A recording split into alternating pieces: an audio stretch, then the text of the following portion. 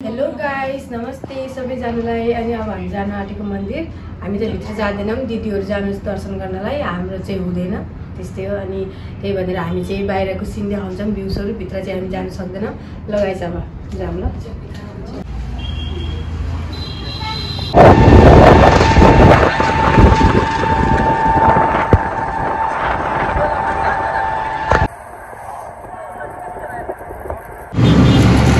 यो मेरो बुहारीको भ्लग हो र म बोल्दैछु यहाँ, किनकि अप्ठ्यारो भएको छ, बुहारी बोल्न सकेकी छैन र म बोलेको। तर अब मन्दिर जान्छौँ कि यहाँ त दर्शन गर्न सक्दैनन् होइन र हामी दर्शन त हामीले नै गर्ने हो होइन। र यो यदि चाहिँ बाहिरै बस्छन्, अब ब्लग बनाउँछन् तपाईँको लागि, राम्रो तपाईँहरूको लागि छिटो छिटो गरेका ब्लग। अब जतिखेर पनि फोन गरेर आज त मुखमा भिडियो बना भनेर अनि बिचरा पनि हालिरहेछन्। त्यही अरू केही होइन के। अब डाइरेक्ट दिदीले बोला ना चेपाचेपी गरेर एउटैमा पाक्छन्। अनि यहाँ छ चुन्नीहरू।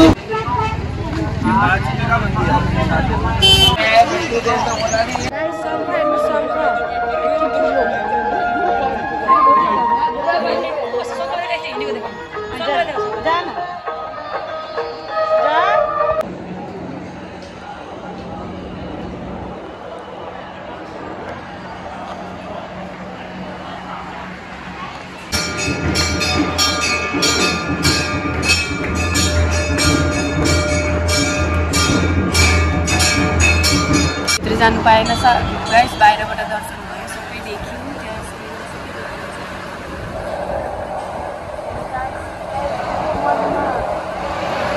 मनमा यस्तो शान्ति लाग्छ, सारा सब चिज भुलिन्छ यहाँ आउनु भने गाइस। एकचोटि आउनु हजुरहरू पनि। हामीहरू त अहिले जानु भएन, फेरि नेक्स्ट टाइम आयौँ भने भित्र पनि जानु सकिन्छ। अब अहिले त्यस्तै छ, 30 को पछि हुन्छ, तर त्यस्तै भइहाल्यो, अगाडि नै आउनु पर्यो, त्यही भनेर हामी पनि आइहाल्यौँ।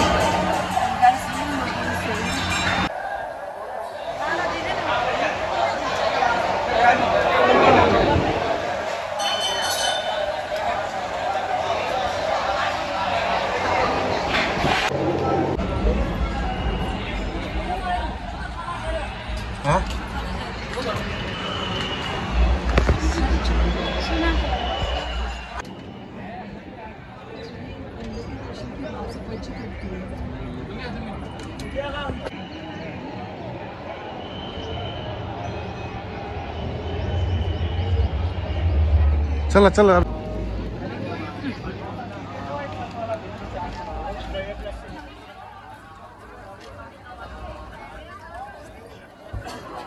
देखो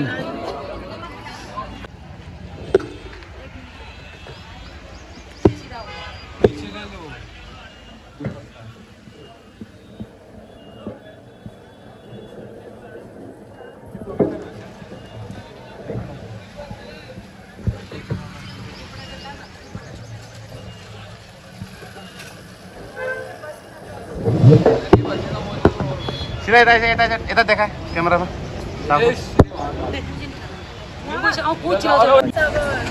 एउटा मन्दिर गएर आयौँ, अब चेन्जिङ गऱ्यौँ होटेलबाट। अब फेरि नेक्स्ट मन्दिरमा जान्छौँ, अनि त्यसको बादमा हामी घरको लागि गाइस। कालभैरव मन्दिर हो, सबै हेर्नु। भित्र त हामी जाँदैनौँ, दर्शन गर्नु हुँदैन। तर भित्र एकजनालाई नम्बर पाउनुको लागि 3-4 घन्टा लाग्छ अरे। एकजनालाई दर्शनको लागि नम्बर पाउनलाई 3-4 घन्टा लाग्छ अरे। अनि गर्ने हेर्नु गाइस कस्तो छ। चलो चला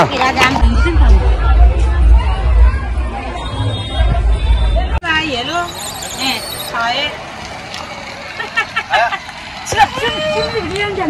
आउँछ नि बुहारी। गाइस, अब भिडियो एन्ड भयो, यतिमै। टाइम पनि 11:30 भयो। गाडीमा हिँड्दा पुरा थाकेर शरीर पनि पुरा गाडीले हल्लेर हाम्रो हालत खराब छ गाइस। त्यही पनि अब सानो सानो एउटा भिडियोहरू ब्लगहरू आउँदैछ, हेरिदिनु। अनि धेरै माया गरिदिनु। म जति सकिरहेको छु त्यति पनि देखाइरहेको छु। र तागत छैन मसँग बाहिर।